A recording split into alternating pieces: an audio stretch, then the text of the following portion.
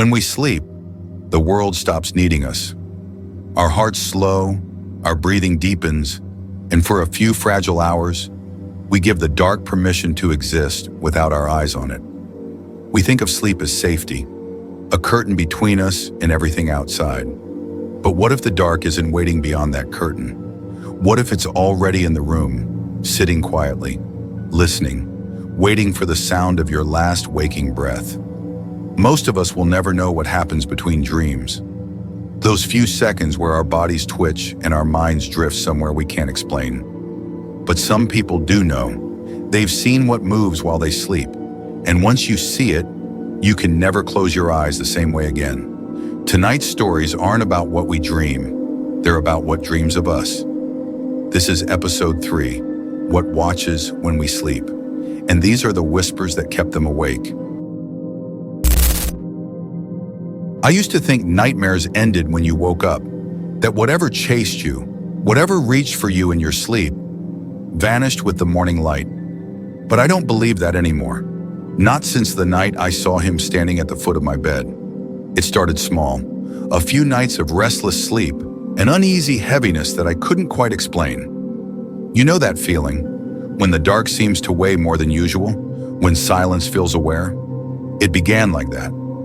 I'd wake up at odd hours, usually around 3 in the morning. No reason, no noise, just awake.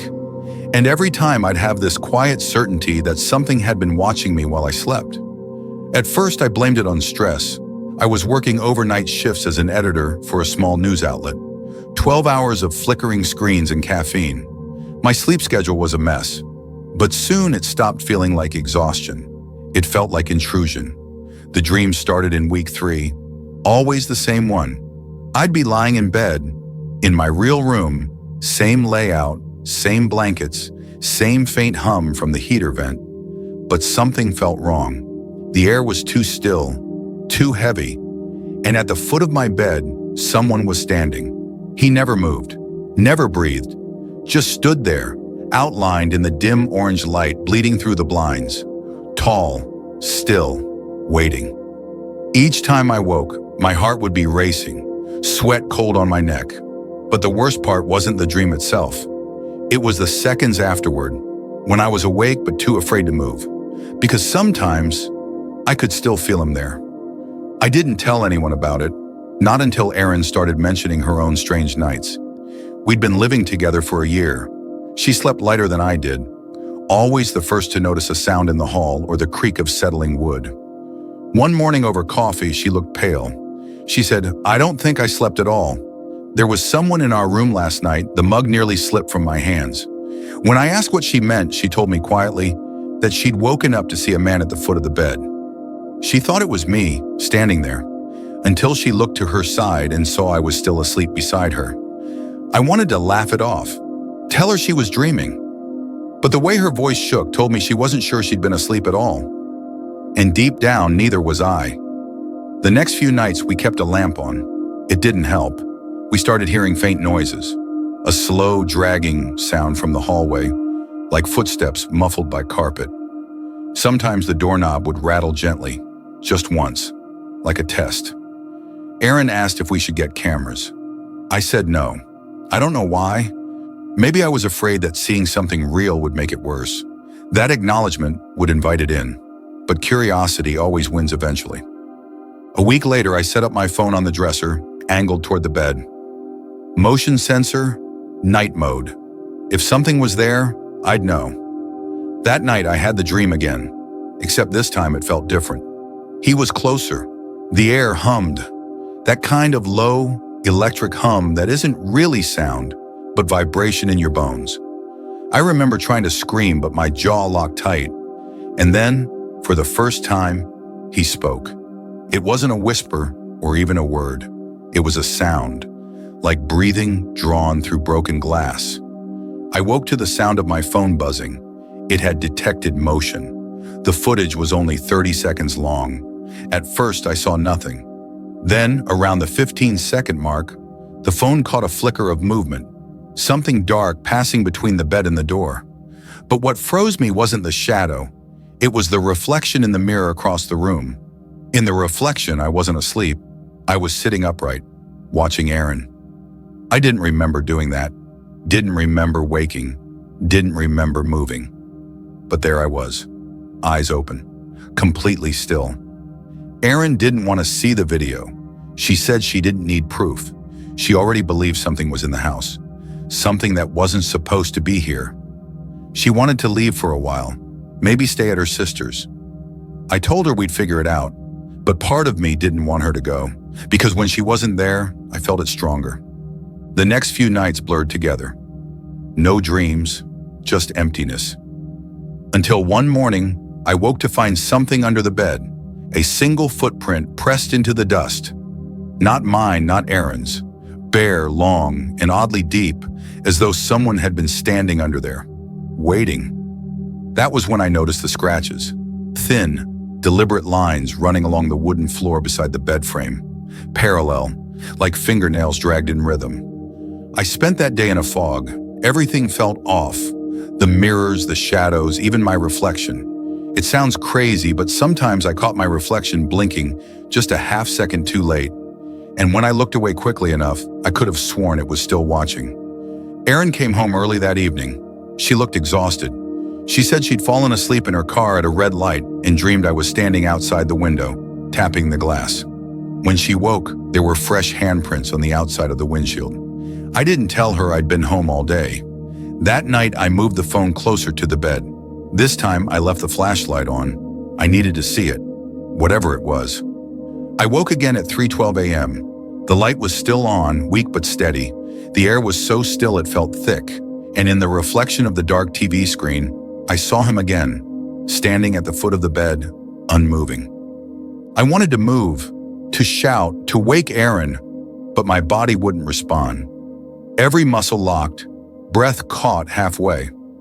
The man tilted his head slightly as though studying me. Then he took one step forward, and another, until he was standing right beside me. The reflection flickered, just once, and for that fraction of a second, I saw his face. It was mine. When I woke, Erin was crying. She said she'd seen me standing by the bed, but I hadn't been awake. She said I'd whispered something over and over. When I asked what, she wouldn't repeat it. She just said, "You weren't talking to me." We never stayed another night in that apartment. 2 weeks later, she left completely, said she couldn't sleep anywhere near me anymore. And honestly, I understood, because I can't sleep either.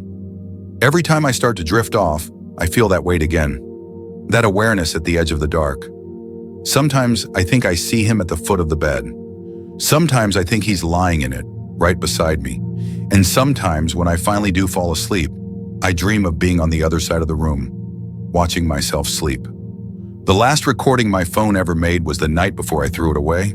The video is only 8 seconds long. It starts with me asleep, breathing slow. Then my eyes open, suddenly, sharply, and I sit up. I stare at the camera for a long moment. Then I smile, but my mouth doesn't move. People always say sleep is when the body heals, when the mind resets. But maybe that's just what we tell ourselves. Maybe sleep isn't rest. Maybe it's surrender, and something else takes over when we close our eyes. Something that wears our faces. Something that watches until we wake up. When I first downloaded the sleep app, I didn't think much of it. It was one of those things you try after too many restless nights. Another promise from the digital world that it can fix something human. The app was simple. It tracked your breathing, recorded sleep patterns, and analyzed sleep disturbances like tossing, movement, or talking. I started using it in January when my insomnia was at its worst. It wasn't just sleeplessness. It was the feeling that my body was tired, but my mind was wide awake, as if something inside me refused to let go. The first few nights the app worked. The gentle rhythm of its breathing sounds, inhale, exhale, lulled me into something close to rest. And in the morning, I could check the data, cycles, durations, heart rate. There was a strange comfort in it, like I could measure my safety. Until the third night.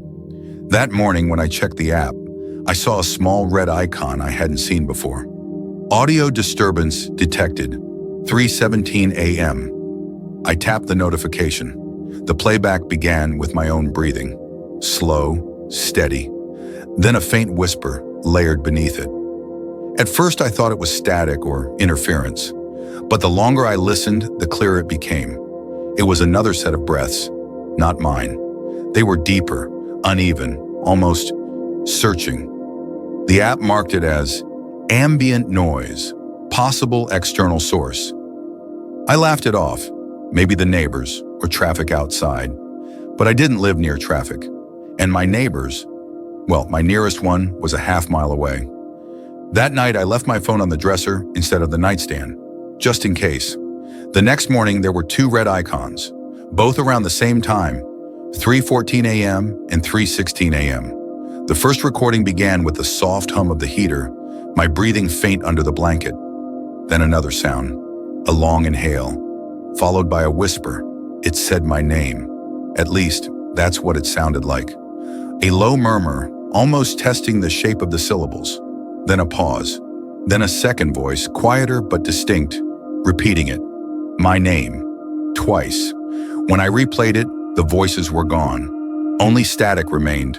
The file name had changed too, from audio_0314 to audio_0000, as if it had been rewritten. That was the first night I moved the phone closer again. Over the next few days, I tried not to check the app first thing in the morning, but the red icons always found me. The pattern was always the same.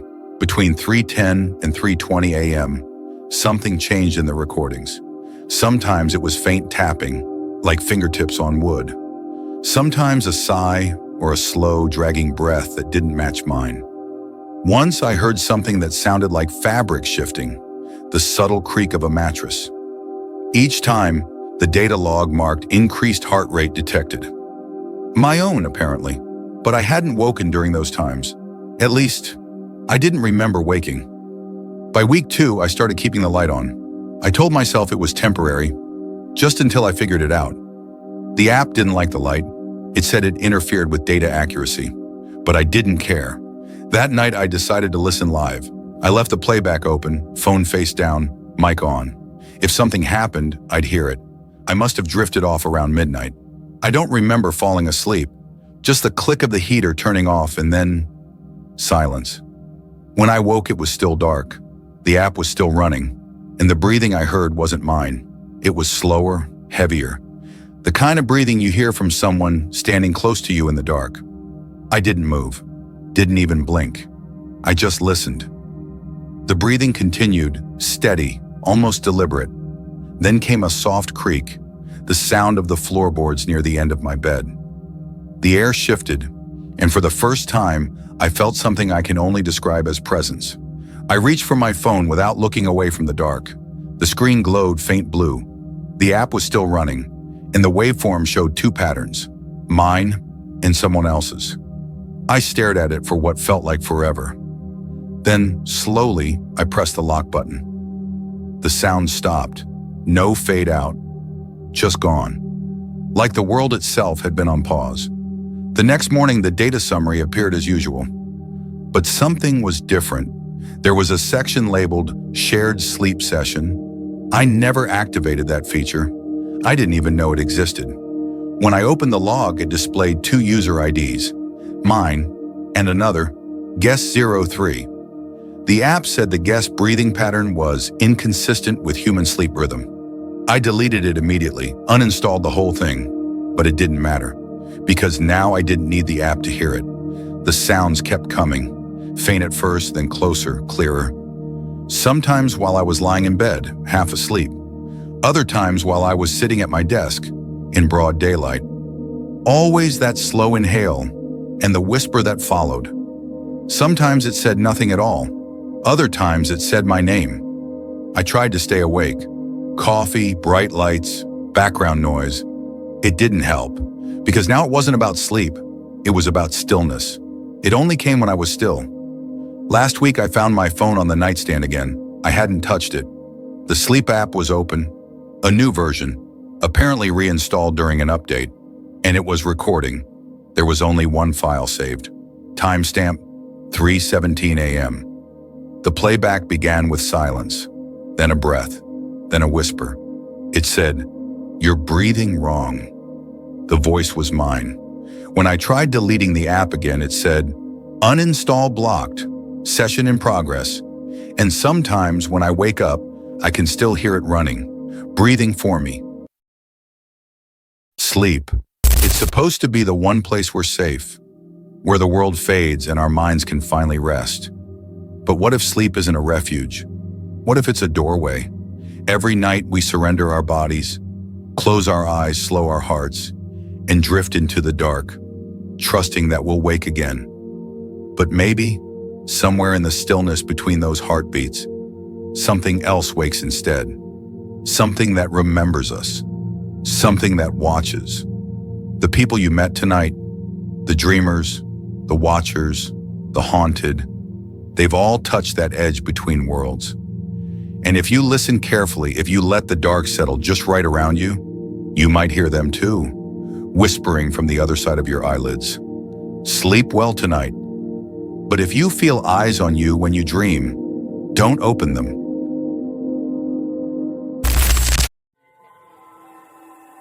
Memory is a strange thing. We think of it as something that fades, like old photographs left too long in the sun. But memories don't always fade. Some of them linger. They wait in the quiet places, the forgotten rooms of our minds, whispering, echoing, wanting to be remembered. Tonight, we open those doors, stories of sound and silence, of voices that refuse to die, and moments that never really ended. Sometimes the past doesn't let go. Sometimes it records itself, waiting for someone, anyone, to press play. These are the echoes of the forgotten, and once you hear them, you'll never truly forget them again. I never really believed in ghosts, not in the floating sheet sense at least, but I do believe that sound can hold memories, and that sometimes those memories remember you back. It started when I went home after my father's funeral. The house was quiet, unnaturally so. Every tick of the clock, every creak of the floorboard sounded louder than it ever had. Grief changes the acoustics of a house. It turns silence into something heavy, almost alive. My father had been a sound engineer for nearly 40 years. When I was a kid, he used to take me into his little basement studio. Walls covered with egg cartons, shelves full of reels, cassettes, microphones, and these strange metal spools that looked like time capsules. He used to say, "Sound never dies, son. It just waits to be heard again." Those words didn't mean much back then. Now they won't stop echoing in my head. While sorting through his things, I found a wooden box labeled in his handwriting, "Archives Personal." Inside were half a dozen reel-to-reel tapes, neatly stacked, each with little labels written in pencil: test tone, interview, soundbed 1984. But one stood out. The label was faded, barely legible, just 3 words, "Play when I'm gone." At first I thought it was some kind of farewell message, a sentimental recording, maybe a voice letter or a final note. But the thing about my father was, he didn't believe in goodbyes. I found the old reel player under his workbench, coated in dust. It still worked, surprisingly. The motor groaned, but the reel spun, the tape feeding through the head with that dry hiss I hadn't heard in years. That sound alone pulled me back decades. When I pressed play, I braced myself to hear his voice instead. I heard mine. I froze. The voice that came through the static was undoubtedly mine. Younger, maybe early 20s, but there was no way that was possible. The tape itself looked like it had been recorded 40, maybe 50 years ago. "If you're listening," the voice said, crackling through the hiss, "then he's gone, and now you have to remember." I paused the tape. Every rational part of me screamed that it was a coincidence, a trick of memory, a similar voice, a degraded recording that happened to mimic mine, but I couldn't stop listening.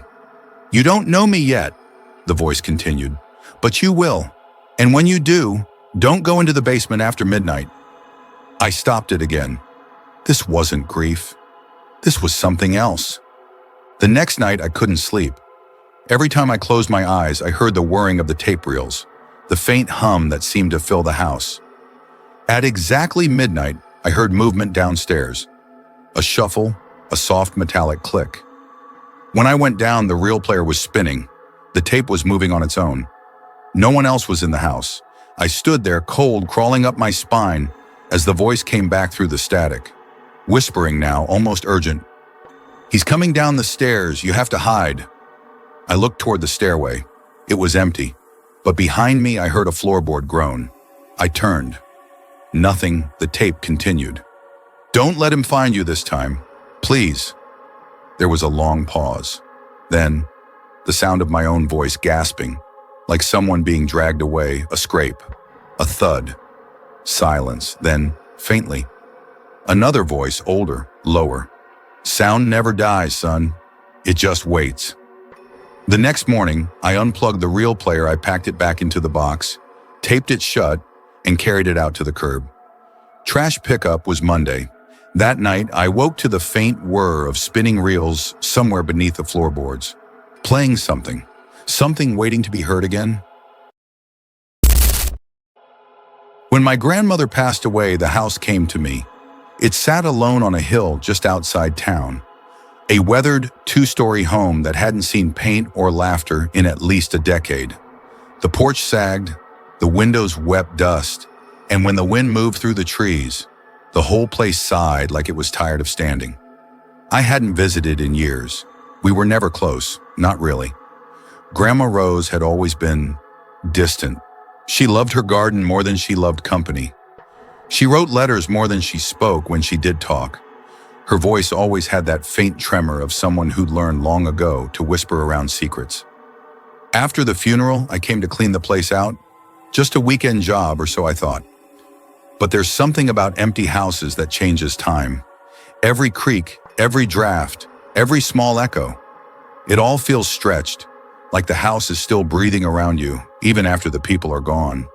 The first night, I slept in the upstairs bedroom, the one that used to be my mother's.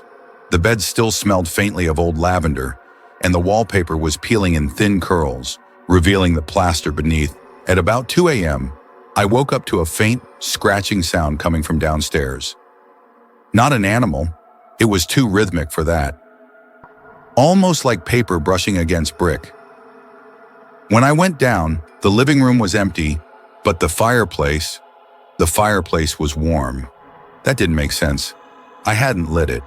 And yet, faint wisps of smoke curled up the chimney, leaving a dusty scent of burned paper hanging in the air. I remember whispering, "Hello?" But my voice felt small, swallowed by the house. When I got closer, I saw the faint outline of something tucked deep in the ashes. A small metal key, still warm to the touch. The next morning, I found the key's lock. It fit a small wooden trunk hidden behind the firewood stack, its edges blackened with soot. Inside were bundles of old letters tied with ribbons, yellow, brittle paper, sealed with wax and smoke stains.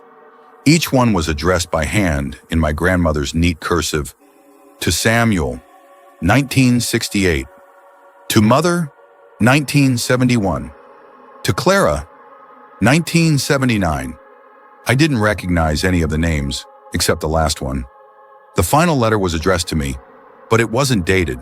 My name was written in the same elegant cursive. Only this time, the ink looked fresh, as if it had been written recently. I opened one of the older letters first. To Samuel. The paper crackled as I unfolded it. The handwriting was clean, deliberate. "You told me you heard them in the smoke again? I told you to stop burning the names. They always come back when you burn the names." I frowned. Another letter. To Mother. "The fire keeps them quiet, but only for a while. I can still hear them whisper through the ashes at night." And another. "I don't write these for the living anymore. I write them so the house remembers." By the time I reached the last one, the one with my name, my hands were shaking. The seal broke with a soft snap. Inside, the ink shimmered faintly, as if it hadn't dried. "If you're reading this, I'm gone. You must not burn the letters. Promise me that, child. Never burn them again." There was a blot of ink, as though she'd hesitated. Then, "But if you already did." I'm so sorry. At that moment, I heard something from the fireplace, a faint whisper, then another. Dozens of voices, layered and thin, like breaths speaking from inside the walls. They weren't saying words exactly, more like murmuring syllables that sounded like my name. The air turned heavy, warm. Ashes began to stir on the hearth, lifting in small spirals like smoke in reverse.